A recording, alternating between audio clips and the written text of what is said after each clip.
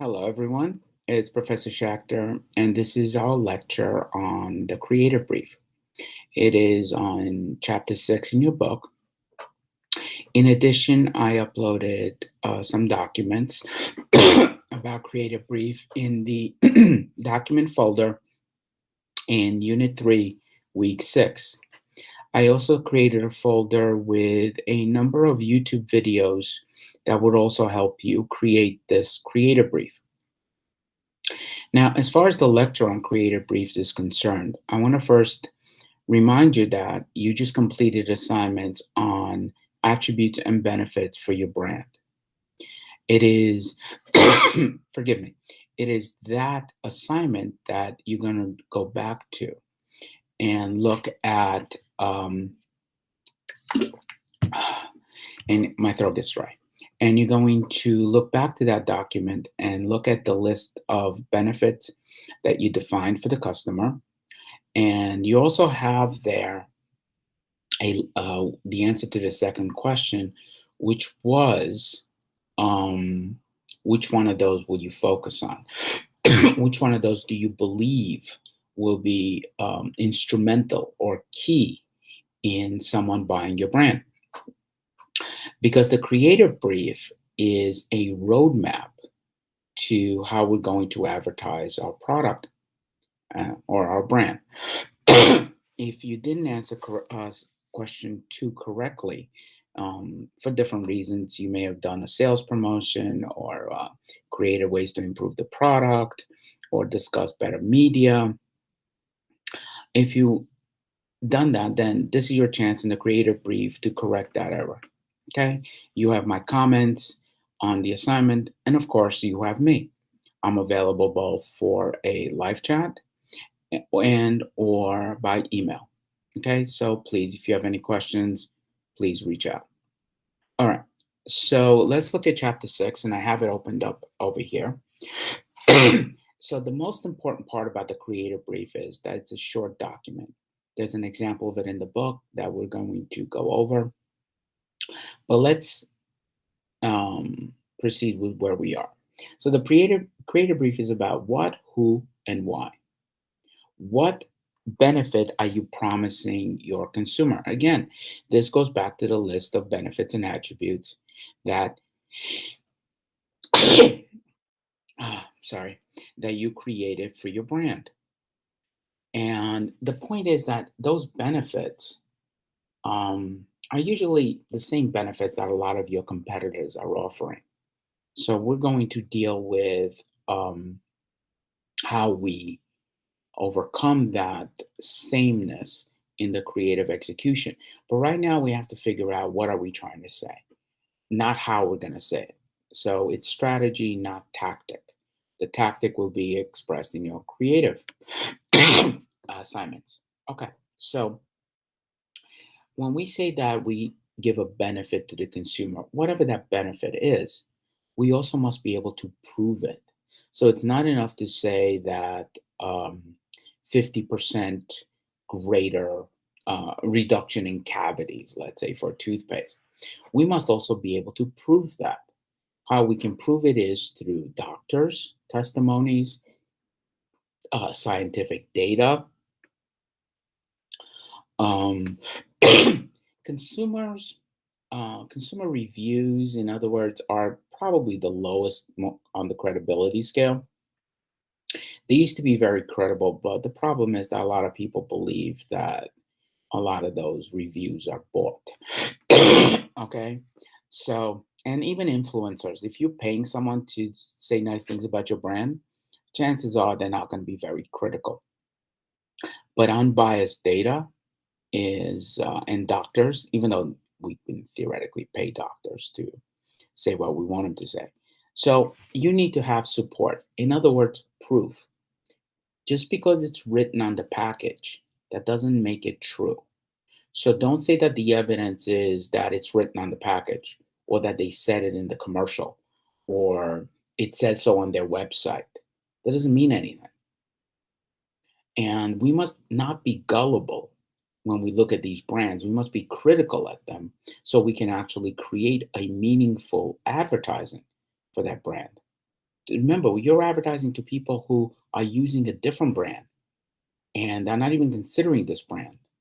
So just because you love it doesn't mean other people will love it because they're not using it.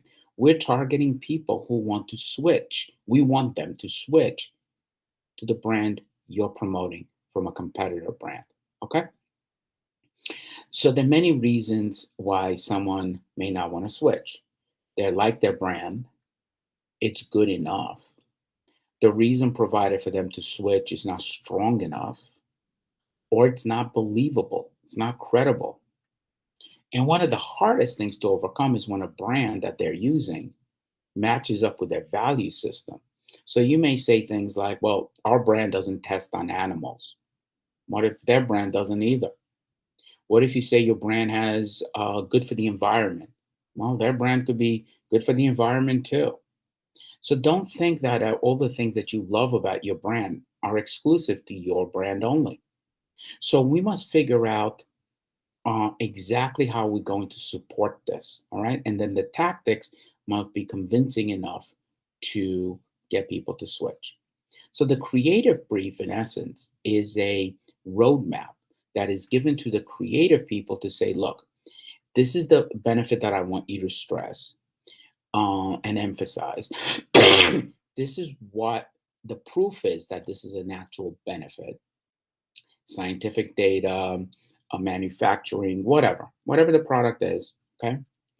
And this is why this ingredient that we have is great. And these, again, are the studies that prove it. Um, and these are the people we want you to reach out to. Okay.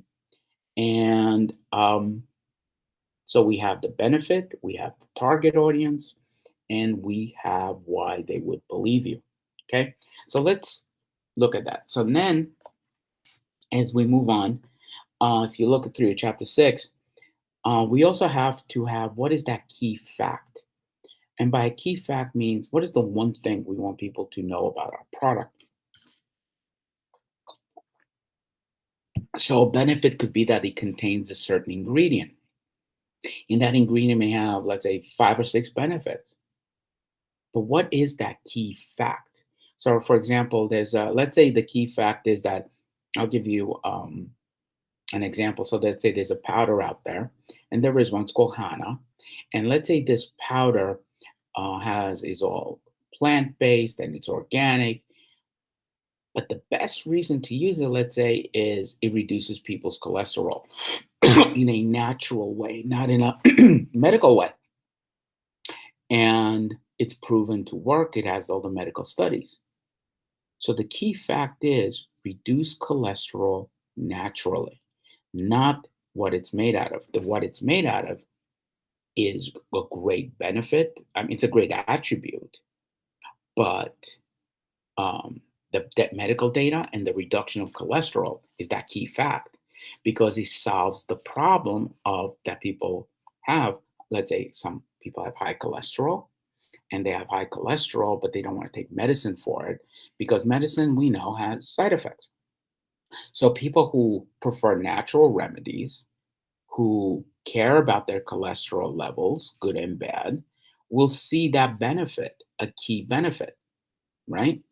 So the key fact is reducing cholesterol naturally. Okay. So the advertising objective needs to target that key fact. It needs to explain it, but it also must define the problem. Do you have high cholesterol? Do you have low good cholesterol? Are you afraid? Are you afraid or not happy taking um, artificial or pharmaceutical products? Do you want a green, natural product to help you?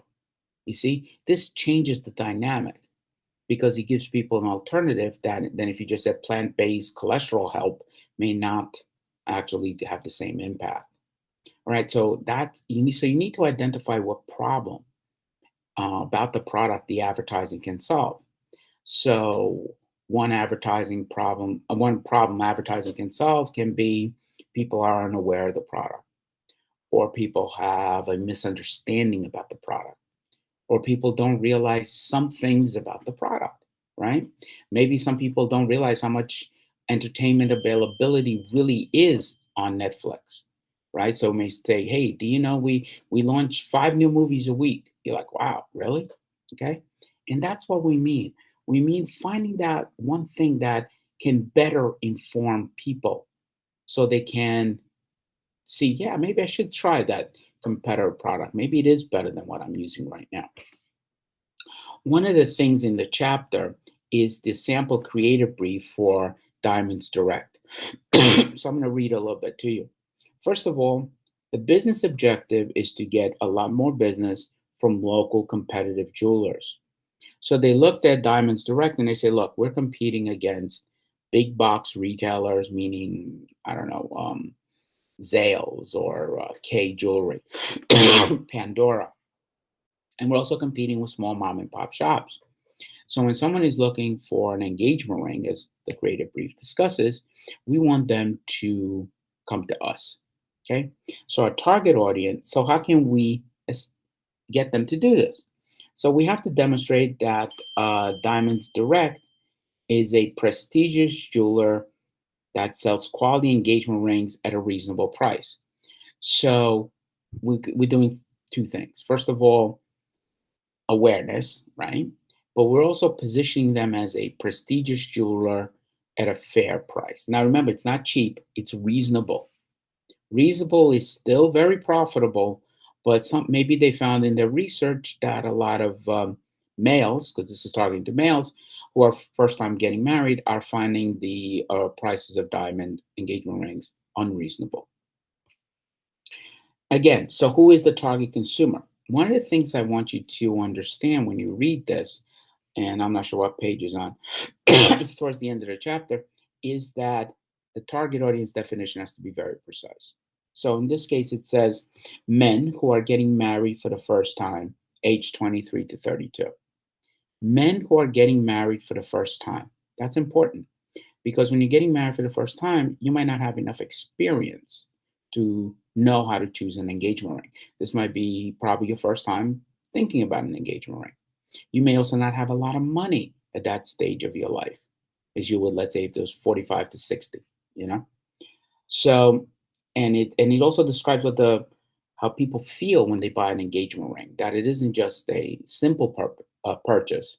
You have to think about the consequences and how other people will think of you, especially in this day of social media when your fiance will say yes, they're going to put their ring online, pictures on social media and everything. So it is really, really important to understand the context in which the purchase is being made. All right. And then one of the last questions is, what do we want them to know about us? And why will they believe this is true? And these are very, very important questions because, I mean, questions to have answers to. Because even in our own lives, we can say anything we want about ourselves. But how do we get people to actually accept them, assuming they're true and they should be? So think about this creative brief for you in the future when you go to a job interview. What if you had this type of creative brief about yourself? What is the one thing you want them to know about you? And how would you prove that, right? And um, what problems do you solve for the company? Keep in mind that the way we live and the way we speak and the way we address people is very much the way we position ourselves as a brand. And the way we position ourselves as a brand is important because people know what to expect from us. And also how we differentiate ourselves from our competition, which is other people seeking the same position in a company. So this is not just an exercise in a copywriting class.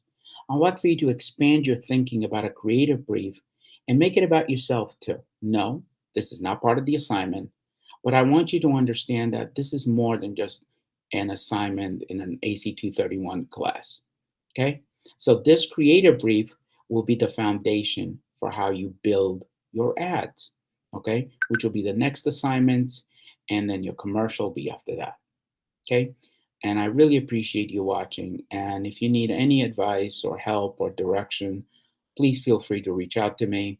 And I'm more than happy to either answer by email or should you choose to, we can meet one on one